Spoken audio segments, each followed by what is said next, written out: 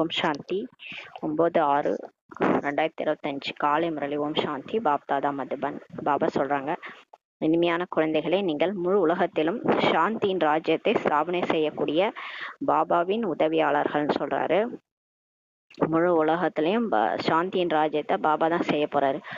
அதுக்கு நம்ம உதவியாளராக இருக்கிறோன்றாரு. இப்போது உங்கள் முன்பாக கண் எதிரில் சுகம் சாந்தியின் உலகம் உள்ளதுன்னு சொல்றாரு. கேள்வி: பாபா குழந்தைகளுக்கு எதற்காக கல்வி கற்பிக்கிறார்? கல்வியின் சாரம் என்ன? பதில்: பாபா தம்முடைய குழந்தைகளுக்கு சொர்க்கத்தின் இளவரசராக, உலகத்தின் எஜமானர்களாக ஆக்குவதற்கான கல்வியை இப்ப கற்றுத்தருக்கிறார்.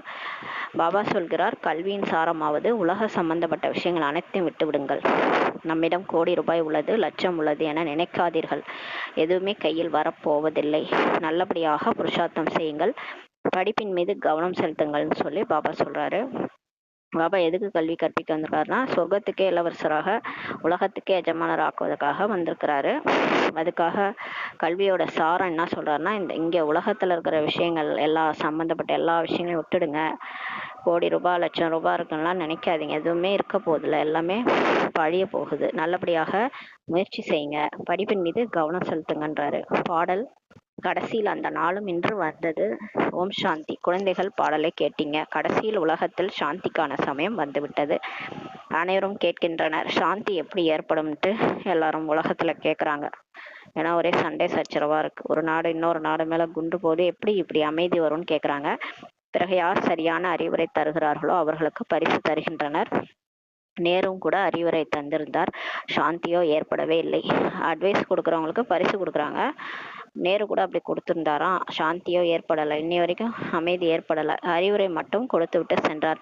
இப்போது குழந்தைகளாகிய உங்கள் புத்தியில் உள்ளது, ஏதோ ஒரு சமயத்தில் உலகம் முழுவதிலும் சுகம், சாந்தி, செல்வம் முதலியான இருந்தன அப்படின்ட்டு நமக்கு புத்தியில் இருக்குது. அது இப்போது இல்லைன்றதும் நமக்கு தெரியுது. மீண்டும் அது வரப்போகிறது. சக்கரமோ சுற்றும் இல்லையான்னு சொல்லி பாபா சொல்றாரு. ஏன்னா மேடு பள்ளம் அப்படிதான் வாழ்க்கையே வெறும் சுகமாகவும் இல்லை, துக்கமாகவும் போகாது. எப்படியும் இந்த சக்கரம் சுத்தும்னு சொல்றாரு. இது சங்கமேக பிராமணர்களாகிய உங்கள் புத்தியில் உள்ளது. உங்கள் புத்தியில் உள்ளது தங்கம். நீங்கள் அறிவீர்கள், பாரதம் மீண்டும் தங்கத்தால் ஆனதாக இருக்கும். பாரதம் தான் தங்க குருவி என சொல்லப்படுகின்றது. மகிமையோ செய்கின்றனர் என்றாலும் பேரளவுக்கு தான் செய்கிறாங்க. நீங்களோ இப்போது நடைமுறையில் முயற்சி செய்து கொண்டிருக்கிறீங்கன்றாரு. நீங்கள் அறிவீர்கள், இன்னும் சில நாட்கள் தான். நமக்கு தெரியும், இன்னும் கொஞ்ச காலம்தான், அதாவது வருஷங்கள் கம்மிதான். இந்த நரகத்தின் துக்கங்கள் அனைத்தும் மறந்து போகும் சொல்றாரு. உங்களுடைய புத்தியில் இப்போது சுகத்தின் உலகம் கண் முன்னால் நின்று கொண்டுள்ளது. நம்ம புத்தியில பாபா டெய்லி சொர்க்கத்தை பத்தி சொல்லி அது நம்ம கண்ணு முன்னாடி நிக்குதுன்றாரு. எப்படி முன்பு வெளிநாட்டிலிருந்து வந்தனர் என்றால் புரிந்து கொண்டிருந்தனர், போய் சேர்வதற்கு இன்னும் கொஞ்சம் நாள் உள்ளது என்று. ஏனென்றால் முன்பு வெளிநாட்டிலிருந்து வருவதற்கு அதிக சமயம் பிடித்தது. இப்போதோ ஏரோப்ளேன்ல விரைவாக சேர்ந்துடுறாங்க. இப்போது குழந்தைகள், உங்களுடைய புத்தியில் உள்ளது, இப்போது நம்முடைய சுகத்தின் நாட்கள் வரப்போகின்றன. முன்னாடி வெளிநாட்டுக்கெல்லாம் போனா அவங்க கொஞ்சம் லேட்டா ஆகும் வர்றதுக்கு. கடல் மூலமா, ஷிப் மூலமா வருவாங்களான்னு தெரியல ஆரம்ப காலத்துல. அப்ப போய் சேர்றதுக்கு இன்னும் கொஞ்ச நாள் தான் இருக்குன்ட்டு அவங்களுக்கு வந்துருச்சு, நம்ம ஊர் வந்துருச்சுன்னு பார்த்துட்டே இருப்பாங்க. ஏன்னா முன்னாடிலாம் ஏரோப்ளேன் கிடையாது. இப்போ ஏரோப்ளேன் இருக்கிறதுனால ஈஸியா வந்துடுறாங்கன்றாரு. அதே மாதிரிதான் இப்ப நமக்கு வந்துருச்சு, இப்ப சுகத்தின் நாட்கள் வரப்போகின்றன, சொர்க்கம் கிட்டக வந்துருச்சுன்ட்டு நமக்கு தோணுது. அதற்காகவே முயற்சி செய்து கொண்டிருக்கிறோம்ன்றாரு. பாபா புருஷார்த்தம் மிக எளிமையாக சொல்லி தருகிறார் நமக்கு. டிராமாவின் அனுசாரம் கல்பத்திற்கு முன் போலவே இது நிச்சயம் நடக்கும்ன்றாரு. போன கல்பத்துல டிராமால என்ன நடந்ததோ அது இப்ப நிச்சயம் நடக்கும். நீங்கள் தேவதையாக இருந்தீங்க. தேவதைகளுக்கு எவ்வளவு ஏராளமான கோயில்கள் கட்டி கொண்டுள்ளனர். குழந்தைகள் அறிவார்கள், இந்த கோயில்கள் முதலியவற்றை கட்டி என்ன செய்வார்கள், இன்னும் எவ்வளவு நாள் மீதி உள்ளதுன்னு சொல்லி நமக்கு தெரியும். குழந்தைகள், நீங்கள் ஞானத்தின் அத்தாரிட்டியா இருக்கிறீங்க. பரம்பிதா பரமாத்மா சர்வசக்திவான், அல்மைட்டி அத்தாரிட்டி என்றும் சொல்லப்படுகிறது. நீங்கள் ஞானத்தின் அத்தாரிட்டியா இருக்கிறீங்க. அவர் சக்திகளின் அத்தாரிட்டியா இருக்கிறார் பாபா. நம்ம பாபாவுடைய ஞானத்துக்கு அத்தாரிட்டியா இருக்கிறோம் சொல்றாரு. அவர்கள் பக்தியின் அத்தாரிட்டியா இருக்கிறாங்க. அவங்க சாஸ்திரங்கள் பேசுவாங்க, பக்தியை பத்தியே பேசுவாங்க. பக்தியின் அத்தாரிட்டியா இருக்கிறாங்க வெளி உலகத்துல. பாபா அல்மைட்டி அத்தாரிட்டி என சொல்லப்படுகிறார். குழந்தைகள், நீங்கள் நம்பர்வார் புருஷார்த்தத்தின் அனுசாரம் அது போல இப்ப ஆகிக் கொண்டிருக்கிறீங்க. உங்களுக்கு சிருஷ்டியின் முதலிடை கடைப்பற்றிய ஞானம் கூட இருக்கிறது. பாபாவிடமிருந்து ஆஸ்தி பெறுவதற்கான முயற்சி புருஷார்த்தம் செய்து கொண்டிருக்கிறோம் என்பது உங்களுக்கு தெரியும்ன்றாரு. யார் பக்தியின் அத்தாரிட்டியாக இருக்கின்றனரோ அவர்கள் அனைவரும் பக்தியை தான் சொல்றாங்க.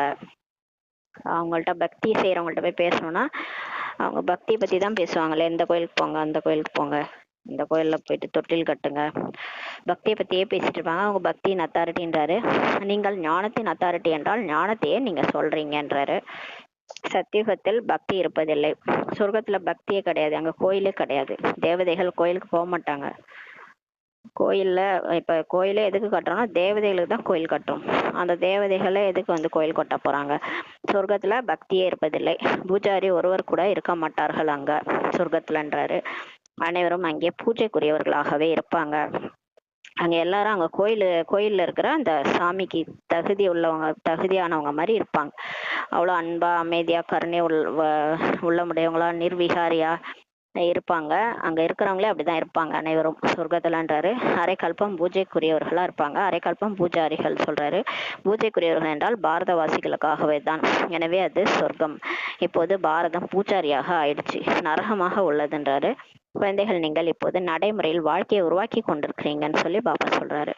நம்பர் வார் புருஷார்த்தத்தின் அனுசாரம் அனைவருக்கும் புரிய வைத்து கொண்டே இப்போ இருக்கிறீங்க, அபிவிருத்தியை அடைந்து கொண்டு இருக்கிறீங்கன்னு சொல்றாரு. டிராமாவில் முதலிலேயே விதிக்கப்பட்டிருக்கிறது. டிராமா உங்களை புருஷார்த்தம் செய்ய வைத்து கொண்டிருக்கிறதுன்றார். நம்மளே முயற்சி செய்யல, நம்மளை வந்து நேரம் கொண்டு வந்து விடுது. இப்போ நம்ம வந்து பிகேவா எப்படி ஆனோம்? அது வந்து நேரம் நம்மளை அந்த மாதிரி கொண்டு வந்து விடுது. நேரம்ன்றது ட்ராமான்றாரு பாபா. ட்ராமா நம்மளை முயற்சி பண்ண வைக்குதுன்றாரு. ஏன்னா ட்ராமாவிலே விதிக்கப்பட்டிருக்கு, இந்த டைமே இவங்க வரணும், இவங்க புருஷார்த்தம் பண்ணணும், இவங்க பாபாவை தெரிஞ்சுக்கணும் அப்படின்றது ட்ராமாவில் விதிக்கப்பட்டிருக்குதுன்றாரு. நீங்கள் செய்து கொண்டே இருக்கிறீங்க. இப்போ நீங்கள் அறிவீர்கள், ட்ராமாவில் நமக்கு அவிநாசி அழிவற்ற பாகம் உள்ளதுன்ட்டு. ஏன்னா நமக்கு வந்து ஆரம்பத்துலேருந்து நம்ம நடிக்கிறோம் ட்ராமாவில். உலகம் இந்த விஷயங்களை பற்றி என்ன அறியும்? ஆனால் உலகத்தாருக்கு இதை பற்றிலாம் ஒன்றும் தெரியாது. நம்ம உடம்ப தான் பார்ப்பாங்க.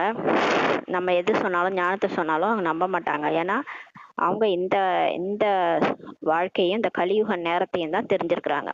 இதுக்கு முன்னாடி என்ன நடந்தது இந்த விஷயங்கள்லாம் அவங்களுக்கு தெரியாது. நமக்கு தான் அழிவற்ற பாகம் இருக்குதுன்றாரு. நமக்கு தான் டிராமாவில் பாகம் உள்ளது. யார் இதை சொல்வார்களோ அவர்கள் தான் புரிந்து கொள்வார்கள்ன்றாரு. எப்படி நமக்கு இந்த டிராமாவில் பாகம் உள்ளது என்று அவங்க தான் புரிஞ்சுக்குவாங்க. இந்த சிருஷ்டி சக்கரம் சுற்றி கொண்டே இருக்கிறது. இந்த உலகத்தின் சரித்திர பூகோளம் மிஸ்ட்ரி ஜியாகிரபி உங்களை தவிர வேற யாருக்குமே தெரியாது. உயர்ந்ததிலும் உயர்ந்தவர் யார் என்பது உலகத்தில் யாருக்குமே தெரியாது. உயர்ந்ததிலும் உயர்ந்தவர் பகவான் தான். அவரை தான் அல்லா ஜஹோவா சிவன்னு எல்லாம் அழைக்கிறது அவரை தான்ட்டு. ஆனால் இது யாருக்குமே தெரியாது. ரிஷி முனி போன்றவர்களும் சொல்லி வந்தனர், எங்களுக்கு தெரியாது தெரியாது என்று, நேத்தி என்று சொல்லி வந்தனர் இல்லையா? இப்போது குழந்தைகளாகிய நீங்களோ அறிந்து கொண்டிருக்கிறீர்கள். இப்போ நம்ம தெரிஞ்சுக்கிட்டோம். நம்ம வீட்டில் இருக்கிற சாதாரண மாத்தாசு கடவுள் யாருன்னு தெரிஞ்சுக்கிட்டோம். ஆனால் ரிஷி முனிகள் கூட துவாபர யுகத்துல இருந்து அறியலை யார் கடவுள்ன்ட்டு. ஏன்னா அப்ப யாருக்குமே தெரியாது. அவரே வந்து அவன் அருளால் அவன் தாள் வணங்கின்ற மாதிரி அவரே வந்து அவருடைய அறிமுகம் கொடுக்குற வரைக்கும் அவரை பத்தி யாருக்கும் தெரியாது. இப்ப நமக்கு கொடுத்துட்டாரு இல்லையா? அதிக பக்தி செஞ்சு அதிகமா அவருக்காக துடிச்சு அவரை பக்தி பண்ணி அவரை எத்தனை பிறவைகளா அவரை தேடி தேடி அலைஞ்சிருப்போம். தேடி கடைசியில நம்ம கிடைச்சிட்டாரு. அவர் படைப்பவராகிய தந்தை அவர் நமக்கு படிப்பு சொல்லி தந்து கொண்டிருக்கிறார். இதையும் பாபா அடிக்கடி சொல்லி புரிய வைத்துள்ளார். இங்கே அனைவரும் அமர்ந்திருக்கிறீங்க என்றால் ஆத்மாபிமானியாக அமர்ந்திருங்கள் சொல்றாரு. நீங்க இங்க வரீங்க சென்டருக்குன்னா தேகாபிமானியா இருக்காதீங்க, ஆத்ம உணர்வுல வந்து உட்காருங்கன்றாரு. ஒரு தந்தை தான் ராஜயோகம் கற்பிக்கிறார். மேலும் உலகத்தின் சரித்திர பூகோளத்தை நமக்கு புரிய வைக்கிறார். பாபா சொல்றாரு, நான் ஒன்றும் தாட் ரீடர், அதாவது மைண்ட் ரீடர். அதாவது உங்க மனசுல என்ன ஓடுது அதெல்லாம் நான் பார்க்க மாட்டேன். நான் ஒன்றும் தாட் ரீடர் கிடையாது. மனித மனதில் உள்ள எண்ணங்களை அறிந்து கொள்வது கிடையாதுன்றாரு. இவ்வளவு பெரிய உலகம், இதில் உட்கார்ந்து எதை ரீடு பண்ணுவதுன்னு கேட்கிறாரு. சரி, நான் ஒரு மனசை படிக்கிறேன்னா எத்தனை பேர் மனசை நான் படிக்க முடியும்? 1000 கோடி பேர் இருப்பாங்க, எல்லா மனசுல என்ன வருது நான் பார்த்துட்டு இருக்க முடியும்னு கேட்கிறாரு. எவ்வளவு பெரிய உலகம், இதுல நான் உட்காந்து யார ரீட் பண்றதுன்னு கேட்கிறாரு. பாபாவோ தானே சொல்றாரு, உங்களை பாவனமாக்குவதற்காக டிராமாவில் விதிக்கப்பட்டவாறு நான் வருகிறேன். நீங்க கூப்பிட்டீங்க பதித பாவனர்ன்ட்டு, அதனாலதான் வந்தேன். டிராமாவில் விதிக்கப்பட்டவாறு தான் வரேன். எப்போ வரணுமோ அந்த டைமுக்கு கரெக்டா வரேன். டிராமாவில் என்ன பாகம் உள்ளதோ அதை நடிப்பதற்காக வந்துள்ளேன்றார். இப்ப என்ன பார்ட் டிராமால இருக்கோ அதை நடிக்க வந்திருக்கிறேன். மற்றபடி நான் ஒன்றும் தாட் ரீடர் அல்ல. மனசுல இருக்கிறதெல்லாம் கண்டுபிடிச்சி சொல்றவங்களாம் நான் இல்லை. என்னுடைய பாகம் என்ன, நீங்கள் என்ன பாகத்தை நடித்து கொண்டிருக்கிறீர்கள் என்பதை நான் தான் வந்து சொல்கிறேன்றாரு. நீங்கள் இந்த ஞானத்தை கற்றுக்கொண்டு மற்றவர்களுக்கும் கற்றுத்தந்து கொண்டிருக்கிறீர்கள். நம்ம இதை நம்ம முதலிடை கடை, நம்ம யாரு, இந்த உலகம் எப்படி தோன்றுச்சு, கடவுள் யாரு, நம்ம ஆத்மா, கடவுள் பரமாத்மா, முதல் இடை கடை, சத்தியுகமா இருந்து திரேதாயுகமா மாறுச்சு, அப்புறம் துவாபரயுகம், இப்ப கலியுகம் நடக்குது, திரும்ப கலியுகம் அழிஞ்சு சத்தியுகம் வரப்போகுது. இதை தான் நமக்கு சொல்லி கொடுக்குறாரு. மற்றபடி நம்ம மனசுல என்ன இருக்கு, அடுத்தவங்க மனசுல என்ன இருக்குலாம் கடவுள் பார்க்கல. இந்த ஞானத்தை நமக்கு அவர் சொல்றாரு, நம்ம மற்றவங்களுக்கும் சொல்லிட்டு இருக்கிறோம். என்னுடைய பாகமே பதித்தர்களை பாவனமாக்குவதாகும். தூய்மையற்றவங்களை தூய்மையாக்குறது தான் என்னுடைய பாகம். மனுஷங்களை திருத்துவாரு. மனுஷங்க திருந்திட்டா தானாவே உலகமும் மாறிடும். இதையும் குழந்தைகள் நீங்கள் அறிவீர்கள். நாள் கிழமை அனைத்தும் உங்களுக்கு தெரியும் சொல்றாரு. உலகத்தில் யாருக்கும் இது தெரியாது. உங்களுக்கு பாபா கற்றுத்தந்து கொண்டிருக்கிறார். பிறகு எப்போது இந்த சக்கரத்தை சுற்றி முடிக்கிறீர்களோ அப்போது மீண்டும் பாபா வருவார் சொல்றாரு.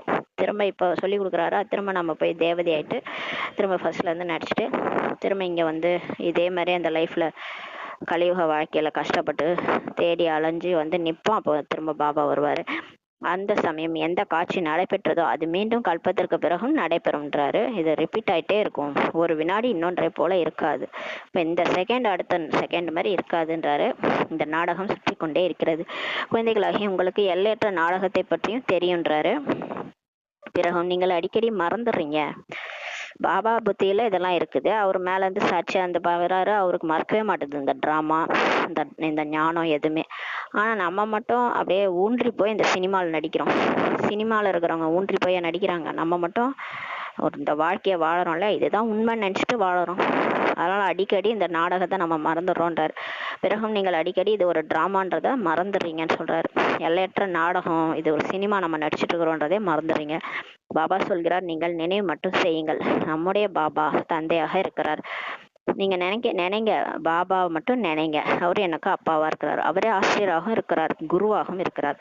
உங்கள் புத்தி எல்லைக்கப்பால் சென்று விட வேண்டும். அதாவது புத்திக்கு கீழே மாட்டிக்கூடாது. கீழே மாட்டினாதான் அந்த மாயா நம்மளை இழுத்து பிடிச்சி போட்டுரும்.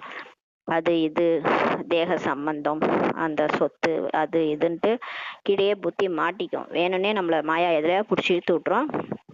அதனால நம்ம நீங்க வெறும் பாபாவை நினைங்க, அவரை அப்பாவா நினைங்க, ஆசிரியரை நினைங்க, குருவா நினைங்க.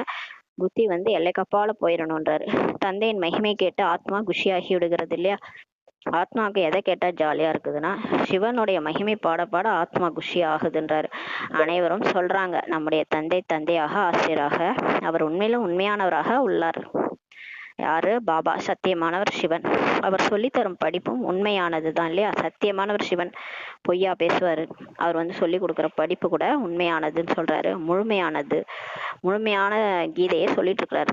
அந்த மனிதர்களின் படிப்பு அரைக்குறையானதுன்னு சொல்றாரு. ஆக குழந்தைகள், உங்கள் புத்தியில் எவ்வளவு குஷி இருக்கணும்.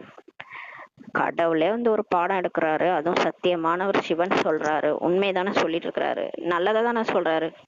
வெளியில இருக்கிற மனுஷங்கள்ட்ட ஒரு 1/2 மணி நேரம் பேசுங்களா, உங்களை கவலையாக்கிட்டு போயிடுவாங்க.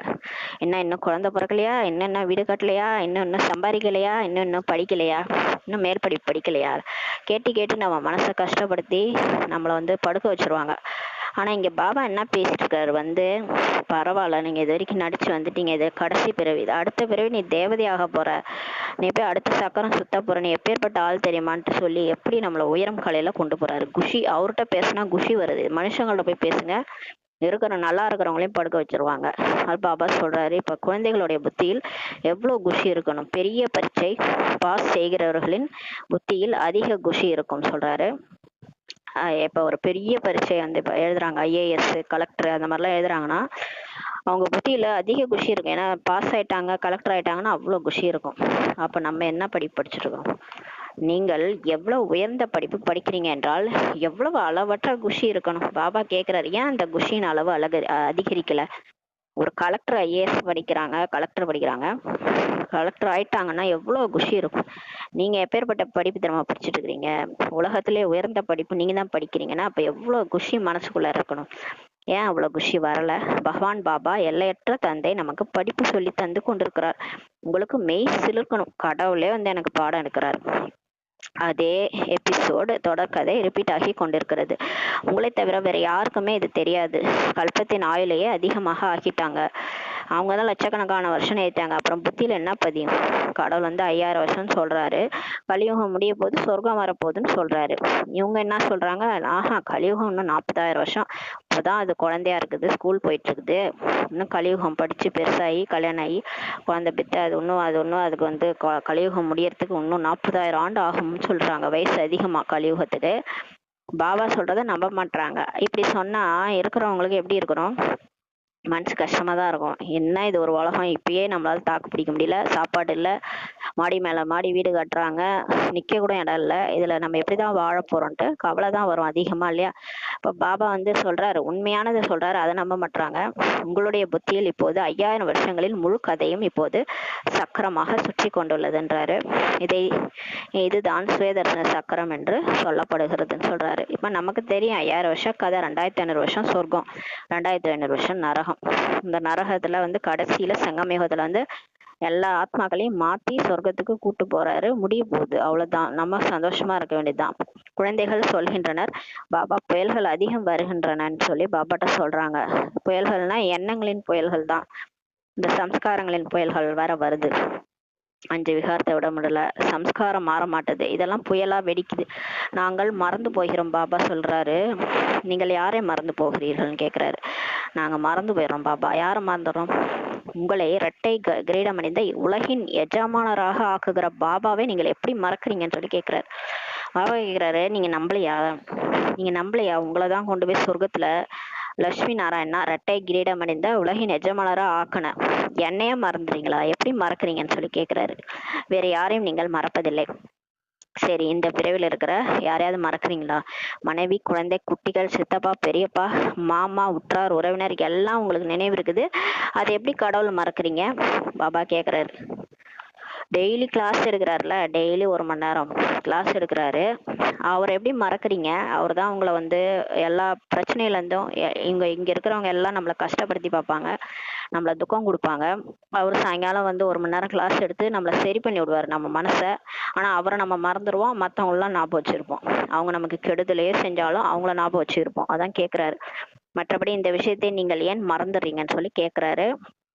உங்களுடைய யுத்தம் இந்த நினைவில் இருக்கிறது, எல்லாமே உங்க மாயாவுடைய யுத்தமே நான் பாபாவை நினைக்கிறதுலதான் இருக்குதுன்றாரு.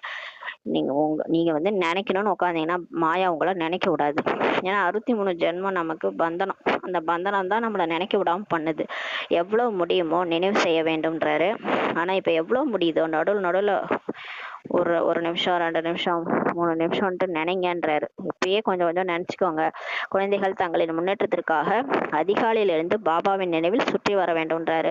இப்ப நீங்க முன்னேற்றம் அடையணும்னா, மந்தமா இருக்கிறோம் இல்லையா, இப்ப நல்லா முன்னேற்றம் அடையணும்னா காலங்கத்தால எழுந்துச்சு 2 மணிக்கு 3 மணிக்குன்னா யாரும் டிஸ்டர்ப் பண்ண மாட்டாங்க, மாயாவே வராது அந்த டைம்ல. அப்போ உட்காந்து பாபாவின் நினைவுல சுற்றி வரணும். நீங்கள் திறந்த மேல் மாடிக்கோ அல்லது வெளியில் இதமான குளிர்ந்த காற்றிலோ சென்று விடுங்கள் சொல்றாரு. மேல் மாடிக்கு போய் உட்காந்து பாபா நினைங்க. ஒரு 4 மணிக்கு எந்திச்சு போயிட்டு கூட நம்ம மேல் மாடியில போயிட்டு பாபா நினைக்கலாம். இதமான குளிர்ந்த காற்றுல மேலே போக பயமா இருக்குன்னா வீட்டுக்கு வெளியிலே குளிர்ந்த காற்றுல சென்று விடுங்கள். இங்கேயோ வந்து அமர்ந்து கொள்ள தேவையில்லைன்றாரு. அங்க மதுபனத்துக்கே வரணும்னு அவசியம் இல்லை, இல்லை சென்டருக்குவே போயிடணும்லாம் அவசியம் இல்லை. வீட்டிலேயே இருந்து நினைவு பண்ணுங்க. வெளியிலும் செல்லலாம், காலை நேரத்தில் பயப்படுவதற்கான விஷயம் எதுவும் இருக்காதுன்றாரு. வெளியில் போய் நடந்து செல்லுங்கள் சொல்றாரு. தங்களுக்குள் இதே விஷயங்களை பேசிக்கொள்ளுங்கள். பாபாவை யார் அதிகம் நினைவு செய்கிறார்கள் என்று பார்க்கலாம். உங்களுக்குள்ளார இப்படி பேசிக்கோங்க, அது போட்டி போடுங்கன்றாரு. பாபாவை யார் அதிக நினைவு செய்யறாங்கன்னு பார்க்கலாம், பிறகு சொல்ல வேண்டும். எவ்வளவு நேரம் நான் நினைவு செய்தேன் என்று மற்றவங்களுக்கும் சொல்லிக்கோங்க. நான் இன்னைக்கு இவ்வளவு நேரம் நினைச்சேன்னு சொன்னீங்கன்னா அவங்களுக்கு கொஞ்சம் கடுப்பாகும், உடனே அவங்க நம்மளோட அதிகமா நினைப்பாங்க. இப்படி போட்டி போட்டு நினைங்க. மற்ற சமயங்களில் நமது புத்தி எங்கெங்கே சென்றது, இது போன்ற உரையாடல் தான் ஒருவர் மற்றவர்கள் முன்னேற்றத்தை அடைவதை எனப்படும் சொல்றாரு. அதாவது எப்படி ஒருத்தவங்க மற்றவங்கள பேசிக்கணும்னா, நான் எவ்வளவு நேரம் நினைச்சேன் அப்படின்னு பேசிக்கணும். இன்னொன்னு எப்படியெல்லாம் புத்தி அலைப்பாஞ்சுது, எங்கெங்கே சென்றது, மற்ற சமயங்கள்ல எப்படி புத்தி அலைப்பாஞ்சுது, இது போல உரையாடல் தான் ஒருவர் மற்றவர்கள் முன்னேற்றத்தை அடைவது எனப்படும் சொல்றாரு. எவ்வளவு நேரம் பாபாவை நினைவு செய்தோம் என்று குறித்து வையுங்கள் சொல்றாரு. இப்போ டெய்லியுமே குறிச்சு வைங்க, எவ்வளோ நேரம் பாபா நினச்சோம். பாபாவுக்கு என்ன நடைமுறை பயிற்சி இருந்ததோ அதை சொல்கிறார். பிரம்மா பாபா கூட சொல்றாரு, நினைவில் நீங்கள் 1 மணி நேரம் நடந்து செல்வீர்களானால் கூட கால்கள் களைத்து போகாதுன்னு சொல்லி பிரம்மா பாபா சொல்றாரு. 1 மணி நேரம் நீங்க பாபா நினைச்சிட்டே நடந்து போனீங்கன்னா கூட உங்க கால் வலிக்காதுன்றாரு. நினைவினால் உங்களுடைய எவ்வளவு பாவங்கள் நீங்கும், நினைக்க நினைக்க ஆத்மால இருக்கிற பாவம் நீங்குன்றாரு. சக்கரத்தையோ நீங்கள் அறிவீர்கள். நாம் இப்போது வீட்டுக்கு செல்கிறோம். இரவும் பகலும் உங்களுக்கு இதுதான் புத்தியில் உள்ளது. முயற்சி செய்றீங்க. கலியுக மனிதர்களுக்கு எதுவுமே தெரியாது. முக்திக்காக எவ்வளவு பக்தி செய்து கொண்டே இருக்கிறாங்க. நம்ம வந்து இப்ப பாபாவை நினைக்கிற பயிற்சி செய்யறோம், முயற்சி பண்ணிட்டு இருக்கிறோம். இரவு பகலும் நமக்கு இதே தான், முயற்சி செய்யணும், வீட்டுக்கு போகணும் அப்படின்றது ஞாபகம் இருக்கும். ஆனால் வெளி உலகத்துல கலியுக மனுஷங்களுக்கு எதுவுமே தெரியாது இல்லையா. பக்தி பண்ணிட்டு இருந்தா முக்தி கிடைச்சிரும்னு நினைச்சிட்டு இருக்கிறாங்க. அநேக வழிமுறைகள் பக்தியில இருக்குது. பிராமணர்களாகிய உங்களுக்கு ஒரே ஒரு வழிமுறை தான் இருக்குதுன்றாரு. பிராமணராக ஆகின்ற அனைவருக்கும் ஸ்ரீமத் வேற உள்ளது. நீங்கள் பாபாவின் ஸ்ரீமத் மூலம் இப்ப தேவதை ஆகிறீங்கன்றாரு. தேவதைகளுக்கு ஸ்ரீமத் எதுவும் கிடையாது. சொர்க்கத்துக்கு போன பிறகு அங்கெல்லாம் ஸ்ரீமத் கிடையாது. ஏன்னா அவங்க ஸ்ரீமத் ஃபாலோ பண்ணி தான் தேவதையாவே ஆகிறாங்க. ஸ்ரீமத் இப்போதுதான் பிராமணர்களாகிய உங்களுக்கு கிடைக்கிறது. ஸ்ரீமத்ன்றது உயர்ந்த வழி, கடவுளுடைய வழி. அதை ஃபாலோ பண்ணாதான் நம்ம பிராமணர்ல இருந்து தேவதை ஆக முடியும்ன்றாரு. பகவான் நிராகாரராக உள்ளார். அவர் உங்களுக்கு ராஜயோகம் கற்பிக்கிறார். அதன் மூலம் நீங்கள் உங்களுடைய ராஜ பாக்கியத்தை பெற்று எவ்வளவு உயர்ந்த உலகத்தின் எஜமானரா ஆகிறீங்கன்னு சொல்லி கேட்கிறாரு. பக்தி மார்க்கத்தின் வேத சாஸ்திரங்கள் எவ்வளவு ஏராளமாக உள்ளன. ஆனால் ஒரு கீதை மட்டும்தான் பயனுள்ளதாக இருக்கிறது. பக்தியிலேயே முக்கியமானது கீதை தான், பகவத்கீதை தான். அதுதான் பயனுள்ளதா இருக்குன்றாரு. ஆனா அது எழுதின ஒரு பேர் தான் மாத்தி போட்டாங்க. அது சொன்னவர் யாருன்ட்டு தெரியல. அவர் சொன்னவருக்கு சிவன். அவர் அதை கேட்டு, கீதையை கேட்டு ராஜாவானவர் கிருஷ்ணரு, இளவரசரானவர் கிருஷ்ணர்ன்றது தெரியாம பேர் மாத்திட்டாங்க. பகவான் வந்து ராஜயோகம் இப்ப கற்பிக்கிறார். அதுவே கீதை என சொல்லப்படுகிறதுன்றாரு. எப்போது நீங்கள் பாபாவிடம் படிக்கிறீங்க, இதன் மூலம் சொர்க்கத்தின் ராஜ்யத்தை அடையிறீங்க. யார் படித்தார்களோ அவர்கள் அடைந்தார்கள். டிராமாவில் கூட பாட்டு உள்ளது இல்லையா. ஞானம் சொல்பவர் ஞானக்கடல் ஒரே ஒரு பாபா மட்டுமே. அவர் டிராமா பிளான் படி கலியுக கடைசி மற்றும் சத்தியுக ஆரம்பத்தின் சங்கமயுகத்தில் தான் வருகிறார். எந்த ஒரு விஷயத்திலும் குழம்பி போகாதீங்கன்றாரு. யாராவது உங்களை போட்டு ஏதாவது குழப்புவாங்க, குழம்பிடாதீங்க. பாபா இந்த பிரம்மாவின் சரித்திரத்தில் வந்து படிப்பு நமக்கு சொல்லி கொடுக்கிறார். வேற யாரும் சொல்லி தர முடியாது. இவரும் பிரம்மாவும் கூட முன்பு யாரிடமாவது படித்திருக்கிறார் என்றால் அவரை காட்டிலும் அதிகமாக படித்தவராக இருந்தார். பாபா இந்த பிரம்மா பாபா முன்னாடி போய் யார்ட்டையாவது படிக்க போவாராம், ஏதாவது சாஸ்திரம் படிக்க போவார் பொழுது. ஆனா அங்க போனா அவங்கள விட இவர் அதிகமா படிச்சவரா இருந்தாராம். சாஸ்திரம் எல்லாமே தெரியும் பொழுது இவருக்கு. பிரம்மா பாபாவுக்கு பாபாவா சொல்கிறார், இந்த குருமார் முதலான அனைவரையும் உயர்த்துவதற்காக நான் தான் வருகிறேன்னு சொல்லி சிவபாபா சொல்றார். சிவபாபா என்ன சொல்றாரு, இந்த பிரம்மா பாபா போனார்ல குருமார்கள்ட்ட, அந்த குருமார்களுக்கே அவங்களே உயர்த்துறதுக்கு நான் தான் வரேன்றாரு. இப்போது குழந்தைகளாகிய உங்களுடைய நோக்கம் குறிக்கோள் உங்கள் முன் நின்று உள்ளதுன்றாரு. நாம் இது போல் ஆகிறோம். லட்சுமி நாராயண் தான் நம்ம குறிக்கோள், தேவதை ஆகிறது தான் நம்ம குறிக்கோள். அதனால்தான் அந்த படம் சென்டர்ல வச்சிருக்காங்க. அது நமக்கு முன்னாடி இருக்குது. இதுவே நரனிலிருந்து நாராயண் ஆவதற்கான சத்தியமான கதைன்னு சொல்றார் பாபா. இதற்கு பிறகு பக்தி மார்க்கத்தில் மகிமை நடைபெறுது. இதுதான் உண்மையான கதை. இப்ப வந்து மனுஷனா இருக்கிறோம், நம்மள சிவன் வந்து தேவதையா ஆக்குறாரு. இதுதான் சத்தியமான நாராயணன் கதை. இததான் பின்னாடி பக்தி மார்க்கத்துல மகிமை கொண்டாடுறாங்கன்றாரு. 2500 வருஷம் கழிச்சு துவாபர யுகத்துல இருந்து பக்தி மார்க்கத்துல படங்கள்லாம் அமைச்சு சத்யநாராயணன் கதைன்னு அவங்க சொல்றது வந்து இந்த கதை தான். பக்தி மார்க்கத்தின் வழக்கம் நடைபெற்றே வந்துள்ளது. இப்போது இந்த ராவண ராஜ்யம் முடிவடைய போகிறது. மாயாவுடைய ராஜ்யம் முடிய போகுது. இந்த 5 விகாரத்தினாலதான் நம்ம என்ன ஆயிட்டோம், கீழே இறங்கி வந்து நம்ம பக்தி பண்ண ஆரம்பிச்சிட்டோம். இந்த 5 விகாரமே போயிடுச்சுன்னா பக்தியும் போயிடும். நீங்கள் இப்போது தசரா முதலியவற்றுக்கு செல்வதில்லைன்னு சொல்றாரு. தசரால ராவணனை எரிப்பாங்க. அது வந்து தசரா பண்டிகை, அது முக்கியமான பண்டிகை.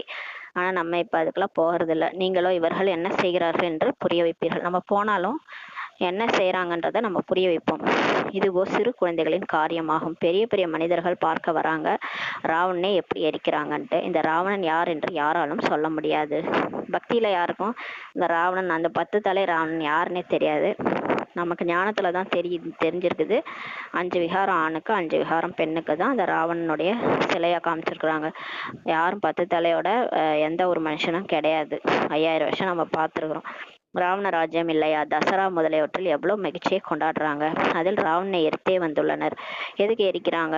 தெரியாமலே எரிக்கிறாங்க. துக்கமும் இருந்தே வந்துள்ளது. என்னதான் எரிச்சாலும் திரும்ப திரும்ப வந்து அந்த துக்கம் வந்து போகிறது இல்லை. அந்த 5 விகாரம் போகிறதுல இன்னும் அதிகமாக ஆயிட்டே போகுது. அடுத்த வருஷம் திரும்ப பெரிய ராவணனா செஞ்சு செஞ்சு எரிக்கிறாங்க. எதையும் புரிந்து கொள்ளவில்லை. இப்போது நீங்கள் புரிந்து கொண்டிருக்கிறீங்க நாம் எவ்வளவு புத்தியற்றவர்களாக இருந்தோம் என்று. ராவணன் புத்தியற்றவராக நம்மளை ஆக்கிவிட்டான். இந்த மாயா தான் நம்மளை புத்தியற்றவங்களா ஆக்கிடுச்சு. இப்போது நீங்கள் சொல்கிறீர்கள், பாபா நாங்கள் லட்சுமி நாராயணராக அவசியம் ஆவோம் என்று சொல்றாரு. நாங்கள் ஒன்றும் குறைவான புருஷார்த்தம் செய்ய மாட்டோம் சொல்லிட்டு நீங்க சொல்றீங்க. இது ஒரே பாடசாலை தான். படிப்பு மிகவும் ஈஸி தான். வயது மிகுந்த மாதாக்கள் வேறு எதையுமே நினைவு செய்ய இயலவில்லை என்றாலும் பாபாவை மட்டும் நினைவு செய்ய வேண்டும் சொல்லி பாபா சொல்றாரு. வயசானவங்களுக்கு ஞானம் புரியல, ஞானத்தை ஞாபகம் வச்சுக்க முடியலன்னா பரவாயில்ல, பாபா மட்டும் நினைவு செய்கின்றாரு. வாயினால் ராம் என்று சொல்லவோ செய்கின்றனர் இல்லையா, பாபா இதை மிகவும் சகஜமாக்கி சொல்கிறார். நீங்கள் ஆத்மா பரமாத்மாவாகிய தந்தையை நினைவு செய்வீர்களானால் உங்கள் துன்பங்கள் நீங்கிவிடும் சொல்லி பாபா சொல்றாரு. எங்கே சென்றுடுவீர்கள்? நீங்க பாபாவை நினைச்சு நினைச்சு தூய்மையாகி பரந்தாமம் போயிடுவீங்க, சாந்தி தாமம் சென்றுடுவீர்கள்ன்றாரு. சுகதாமத்திற்கும் போயிடுவீங்க. மற்ற அனைத்தையும் மறந்து விடுங்கள். பரந்தாமம் போயிட்டு அப்புறமா சொர்க்கம் போயிடுவீங்க. மற்ற எல்லாத்தையும் மறந்துடுங்க. படிச்ச எல்லாத்தையும் பக்தியில என்னென்ன பண்ணீங்க, பக்தியில சாஸ்திரம் சம்பிரதாயம் எல்லாத்தையும் மறந்துட்டு ஆத்மான்னு புரிஞ்சுக்கிட்டு பரமாத்மாவை நினைங்கன்னு தான் பாபா சொல்றாரு. அப்பான்னு நினைச்சாலே போதும், அவர்கிட்ட போயிடுவோம், பரந்தாமம் போயிடுவோம், அப்புறம் சொர்க்கம் போயிடுவோம். என்னென்ன கேட்டிருப்பீர்களோ படித்திருப்பீர்களோ அவை அனைத்தையும் மறந்து தன்னை ஆத்மா என உணர்ந்து பாபாவை நினைவு செய்வீர்களானால் பாபாவிடம் வந்து நிச்சயமாக உங்களுக்கு ஆசி கிடைக்கும் சொல்றாரு. பாபாவின் நினைவின் மூலம்தான் பாவங்களே நீங்கும். எவ்வளவு சுலபம் சொல்லவும் செய்யறாங்க. புருவ மத்தியில் நட்சத்திரம் ஜொலிக்கின்றது என்று. ஆக நிச்சயமாக அவ்வளவு சிறிய ஆத்மாவாக இருக்கும் அல்லவா. இந்த சன்னியாசிகள் கூட சொல்றாங்க, ஆத்மான்றது ஒரு நட்சத்திரம் புருவ மத்தியில ஜலிக்குது அப்படின்னு சொல்றாங்க. அப்ப கண்டிப்பா அது வந்து சின்ன சிறிய ஆத்மாவா தானே இருக்கும். பாபா சொல்றாரு, கண்ணுக்கு தெரியல ஆனா சின்னதா தானே இருக்கும். ஆத்மாவை பார்ப்பதற்கு டாக்டர்கள் அதிக முயற்சி செய்யறாங்க. ஆனால் அது மிகவும் சூட்சமமானது. ஆத்மாவை பிடிக்க முடியாது, கண்ணால பார்க்க முடியாது, கையால பிடிக்க முடியாது. டக்குன்னு சரீரம் விட்டுச்சுன்னா அடுத்த சரீரத்தை தேடி ஓடிடும். கணக்கு வழக்கம் முடிக்கணும் இல்லையா. என்னதான் டாக்டர்ஸ் செக் பண்ணாலும் அதுக்கு பார்க்க முடியாது. அறிவியல் சோதனை முதலியவற்றினால் யாராலும் பார்க்க இயலாதுன்னு சொல்றாரு. பாபாவும் இது போலவே ஒரு புள்ளியாக உள்ளார். ஆத்மா எப்படியோ அப்படிதான் பரமாத்மாவும், அவரையும் பார்க்க முடியாது. பாபா சொல்கிறார், எப்படி நீங்கள் சாதாரணமாக இருக்கிறீர்களோ அது போலதான் நானும் கூட சாதாரணமாகி உங்களுக்கு படிப்பு சொல்லி தருகிறேன் சொல்லி சொல்றாரு. இவர்களுக்கு பகவான் படிப்பு சொல்லி தருகிறார் என்று யாருக்கு என்ன தெரியும். ஆனா இங்க வெளியில உள்ளவங்களுக்கு என்ன தெரியுது, இவங்க போறாங்க பேகை தூக்கிட்டு ஏதோ சென்டருக்குன்ட்டு நினைக்கிறாங்க. வயசானவங்க போறாங்க, சின்ன குழந்தைங்க போகுது, நடுத்தர வயதினரும் ஒயிட் ட்ரெஸ்ஸை போட்டுக்கிட்டு பேகை தூக்கிட்டு போறாங்க, கையில ஒரு புக் வச்சிருக்காங்கன்னுட்டா கடவுளே வந்து பாடம் சொல்லி கொடுக்குறாருன்னா அவங்களுக்கு என்ன தெரியும். தெரிஞ்சா எல்லாரும் வந்து குவிஞ்சிருவாங்கல்ல. டிராமால தெரியாம வச்சிருக்காரு. ஏன்னா கூட்டம் கூடிடும்ல. அப்புறம் கோயில்ல நசுங்கிற மாதிரிதான் நம்மளும் சென்டர்ல உட்காந்து நசுங்கிட்டு கிடக்கணும். நசுங்கி உட்கார வச்சிருவாங்க நம்மள, அப்புறம் இடமே இருக்காது.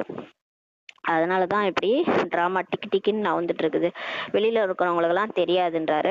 கிருஷ்ணர் படிப்பு சொல்லி தருவாரானால் அமெரிக்கா ஜப்பான் முதலிய அனைத்து தரப்பிலிருந்தும் வந்துடுவார்கள். இப்ப வந்து தெரிஞ்சு போச்சுன்னா கிருஷ்ணரே வந்துட்டார், கிருஷ்ணர் வந்து படிப்பு சொல்லி தராருன்னு தெரிஞ்சா அமெரிக்கா ஜப்பான் என்று எல்லாரும் வந்துருவாங்களாம். அவரிடம் அவ்வளவு கவர்ச்சி இருக்குதான். கிருஷ்ணரை பார்த்தா அமெரிக்கா ஜப்பான்காரவங்களை கூட பிடிக்கும் பொழுது அவ்வளோ கவர்ச்சி இருக்குது. அனைவருக்குமே கிருஷ்ணரிடம் அன்பு உள்ளது. இப்போது குழந்தைகள் நீங்கள் அறிவீர்கள், நாம் தான் அது போல ஆகி கொண்டிருக்கிறோம். நம்ம தான் கிருஷ்ணர் மாதிரி ஆகிட்டு இருக்கிறோம்ட்டு நீங்க புரிஞ்சிட்டீங்க. கிருஷ்ணர் இளவரசர். கிருஷ்ணரை மடியில் எடுத்துக்கொள்ள விரும்புறாங்க என்றால் புருஷார்த்தம் செய்ய வேண்டும் தானே.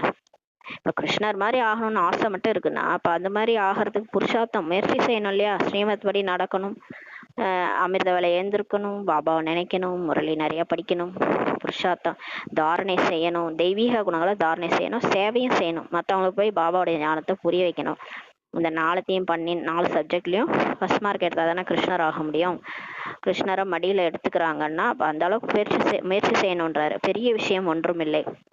பாபா தம்முடைய குழந்தைகளை சொர்க்கத்தின் இளவரசராக உலகத்திற்கே எஜமானர்களாக ஆக்குவதற்காக இப்ப படிப்பு சொல்லி தருகிறார். ரொம்ப பெரிய விஷயம்லாம் இல்ல. நீங்க கண்டிப்பா பாபா நம்மள முயற்சி பண்ண வச்சு அந்த மாதிரி ஆக்கிடுவாராம். அவர் தான் நம்மளை வந்து சொர்க்கத்துக்கே இளவரசராக உலகத்திற்கு எஜமானராக ஆக்குவதற்கு இப்ப படிப்பு சொல்லி கொடுக்கிறார். பாபா சொல்கிறார், குழந்தைகளே, படிப்பின் சாராம்சம் உலகத்தின் அனைத்து விஷயங்களையும் விட்டுடுங்க. படிப்பினுடைய சாராம்சமே என்னன்னா, உலகாய விஷயங்கள் எல்லாத்தையும் விட்டுடுங்க. நம்மிடம் கோடி உள்ளது, லட்சம் உள்ளது என்றெல்லாம் ஒருபோதும் நினைக்காதீங்க. எதுவுமே கையில் வரப்போவதில்லை. அதனால் நல்லபடியாக புருஷார்த்தம் செய்யுங்கன்றாரு. பாபாவிடம் வராங்க என்றால் பாபா புகார் செய்றார். 8 மாதமாக வகுப்பிற்கு வருகிறீர்கள். யாரிடமிருந்து ராஜ்ய பதவி கிடைக்கிறதோ அவருடன் இதுவரையிலும் சந்தித்ததே இல்லை. சொல்றாங்க பாபா இன்ன வேலை இருந்ததுன்ட்டு சொல்றாங்க. இப்ப பாபா வந்து புகார் பண்றாரு. 8 மாதமாக வகுப்புக்கு வரீங்க.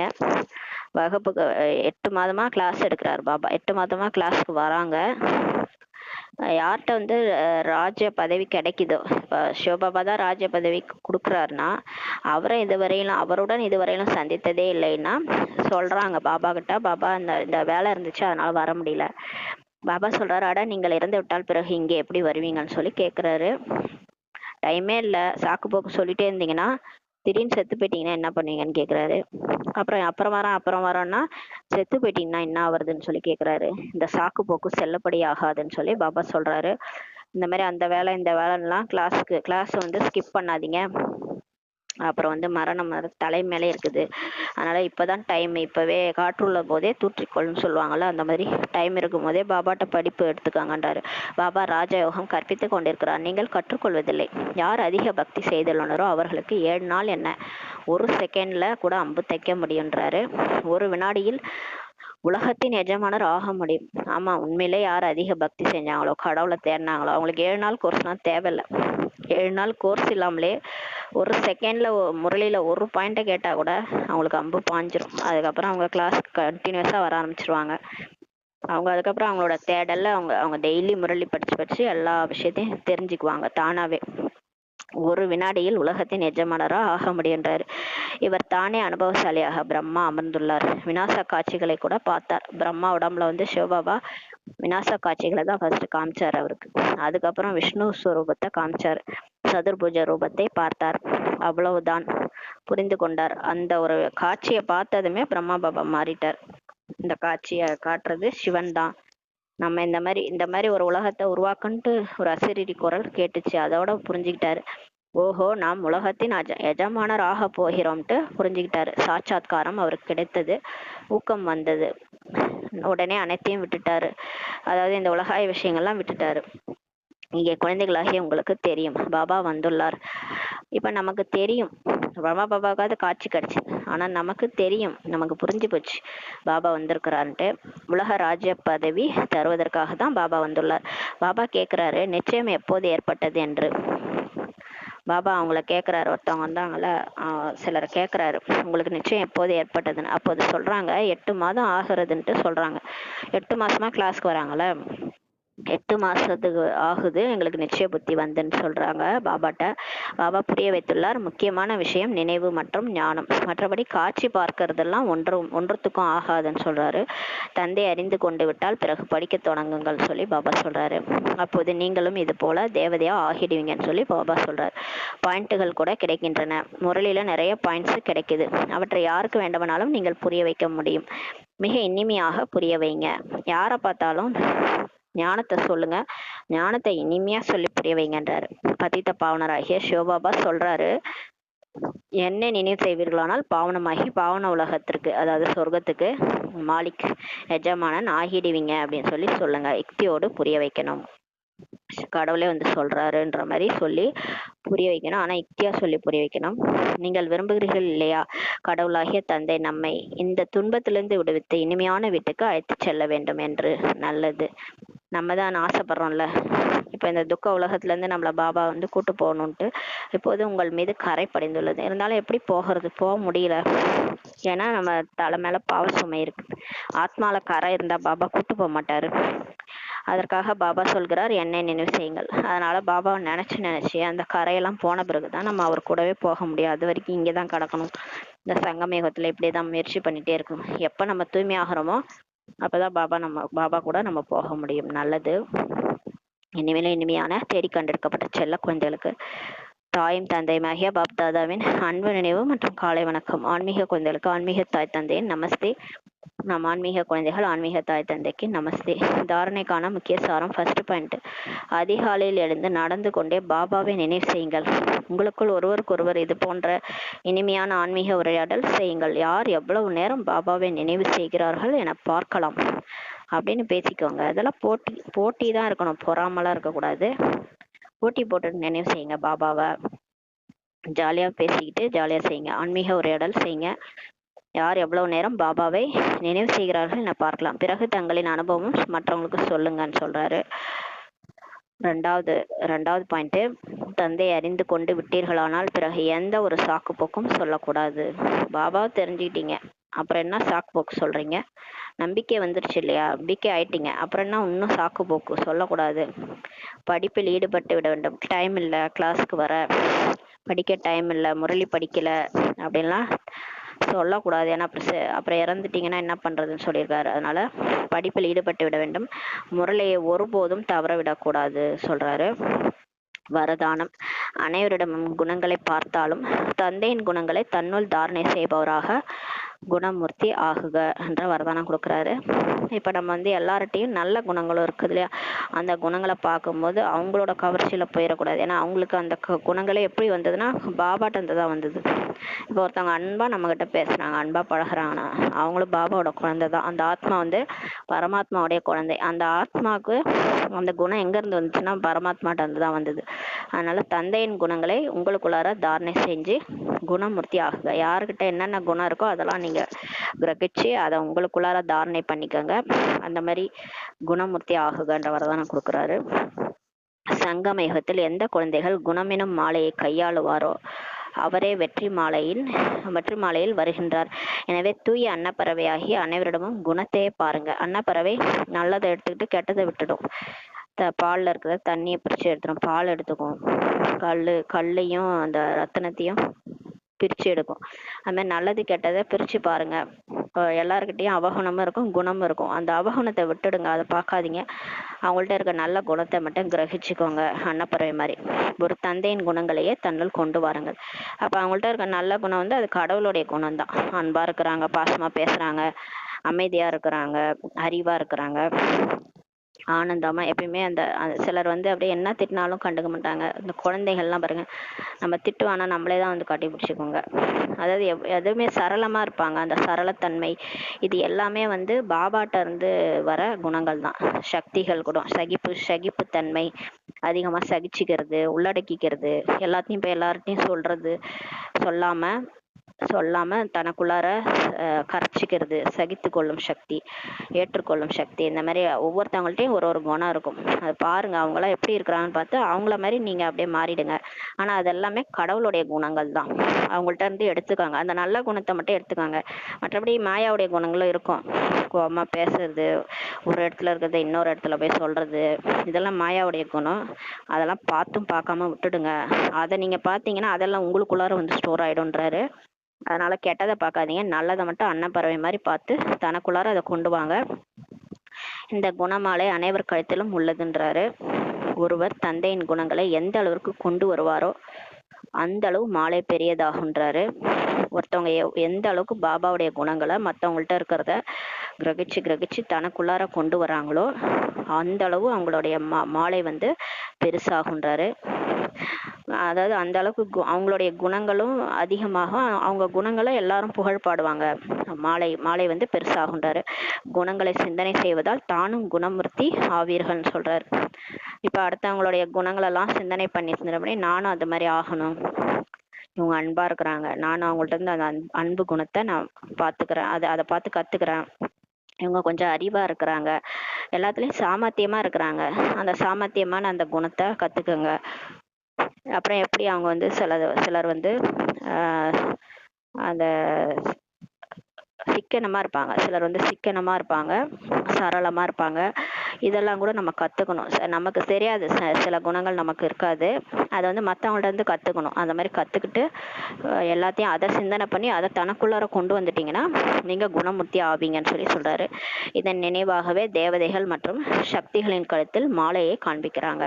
இப்போ யார் இந்த சங்கமயுகத்தில் மற்றவங்கள்ட்ட இந்த குணங்களை கிரகிச்சு குணமூர்த்தி ஆகிறாங்களோ அவங்க தான் துவாபர யுகத்தில் சிலைக்கு பாருங்க, தேவதைகள் சிலைக்கு கழுத்துல மாலை காட்டுறாங்கல்ல, இதன் நினைவார்த்தமாக தான் தேவதைகள் சக்தியின் கழுத்துல மாலையை காண்பிக்கிறாங்கன்னு சொல்லி பாபா சொல்றாரு. ஏன்னா அவங்க எல்லாரையும் பார்த்து பார்த்து நல்ல குணங்களை மட்டும் கிரகிச்சு அதை வந்து தனக்குள்ளார கொண்டு போயிட்டு குணமூர்த்தி ஆயிருக்கிறாங்க.